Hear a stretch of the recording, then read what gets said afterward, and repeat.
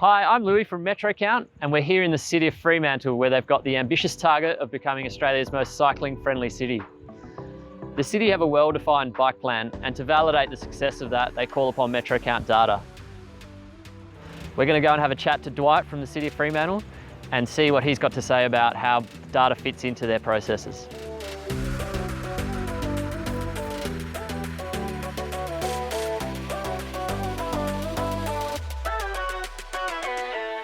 Hi Dwight, thanks for coming to chat to us about your bike data program. Can you tell us a bit about what you do at the City of Fremantle and what your role is? Yes, my name's Dwight.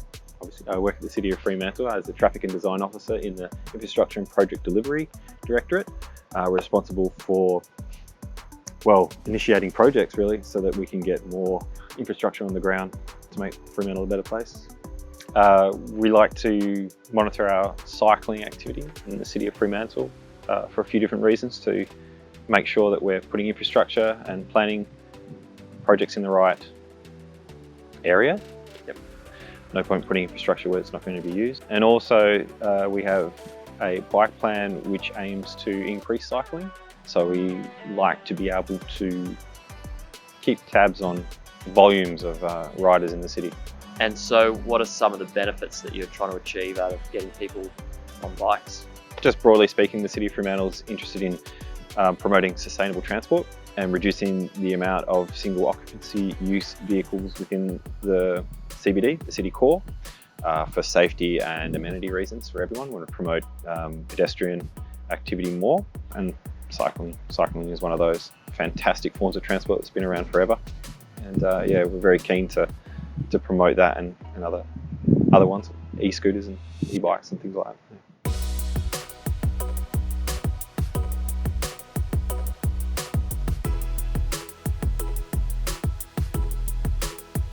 So you've got a network of bike sites around the city on bike paths. What drove the decisions about where you placed those? It was, they are the most popular paths. They're our coastal paths. So they will give us, even though it's inflated because of their recreational use, it still gives us a good, consistent data stream about what's happening. We use the cycling data to report on our One Planet strategy, which is our sustainability goals. And we do use also for funding applications. So for DOT's West Australian Bicycle Network funding, we'll use cycling data. If we're doing a project nearby, we'll use that data to justify any upgrades or changes.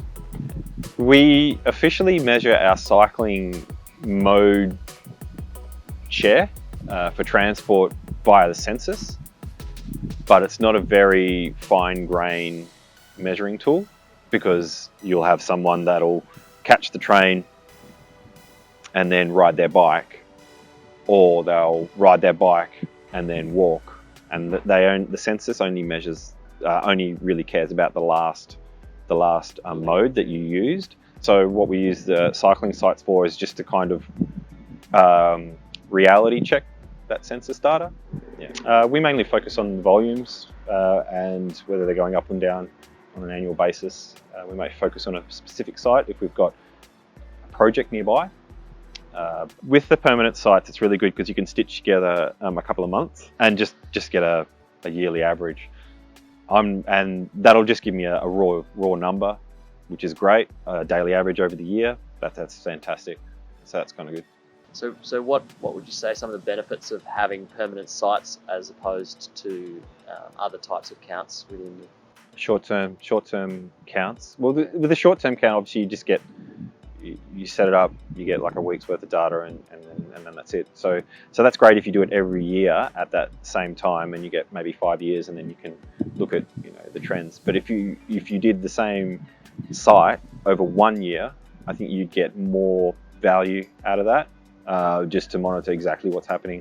The fact that it is there and does collect it 24/7, and you don't get, it's different in winter versus spring and summer. So it's nice to have that year-long data trend, and you can see it, what do you call it, highs and lows. Yeah, it's nice to have that rather than just a short-term count, which we still do. So we put in a temporary counter on the back of the Swan Hotel. Can you tell us a bit about why that Yeah. was put there and what Yeah. the benefits were? So the Swan Hotel in North Fremantle, just north of the Queen Victoria Street Bridge, it's right near Tydeman Road and Queen Victoria Street, major transport routes. And they're previous to the counter, the temporary site going in, we actually built that path to bypass those major roads. It's on City of Fremantle land, so it was very, very convenient for us to do, and with a long-term vision for that to link up to what is now going to be the PSP route. So it was good planning on our part. Thank you very much. But we didn't actually. It's a new path, a new route, and we had no idea who was using it. We took a bit of a gamble. We knew it would work, but it was just nice to have that data and say it worked and people are using it, so that's fantastic.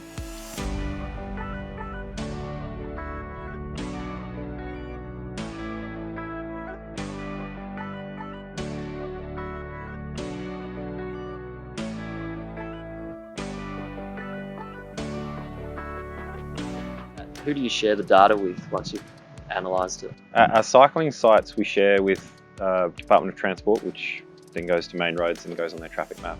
So And so is that data visible to the public? Yeah. It's So- a public site. We're good friends with DOT. We've given them information before and in dribs and drabs over the years.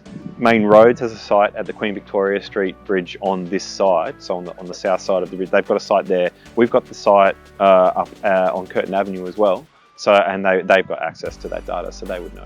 Yeah, I was really interested for a while to compare the path users to the road users on road cycle lanes on Curtin Avenue. And that site in particular, we were looking at the traffic because that's a high wide load route.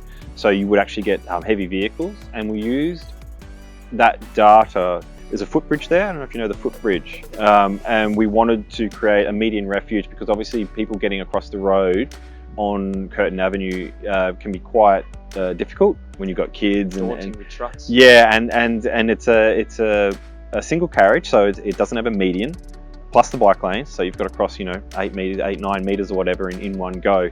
It can be pretty difficult. So what we wanted to do, we wanted to say, hey, look, we've got all these bike riders and pedestrians and people using the path, and we've also got on-road riders, and we've got all this traffic. We really need to make it better for pedestrians to get across the road, especially from the footbridge. So that was good to have that data to back up the wish.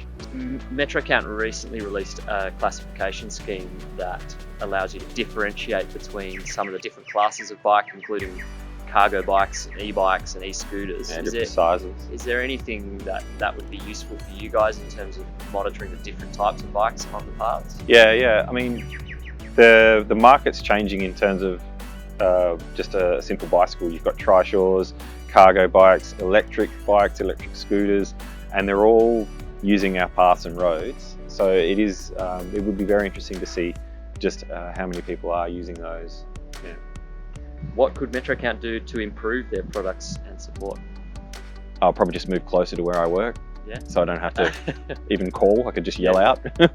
Just paper airplane system. I think the technology is improving in terms of isolating particular, like isolating a motorbike versus a bike versus an electric bike versus a road train. In Fremantle, we've obviously got the freight and the port and everything. So I don't think people appreciate just how good the math is behind the data. So yeah, it's really good. It just shows the improvement. Yeah. All right. Thanks very much for coming to chat with us. Thank you.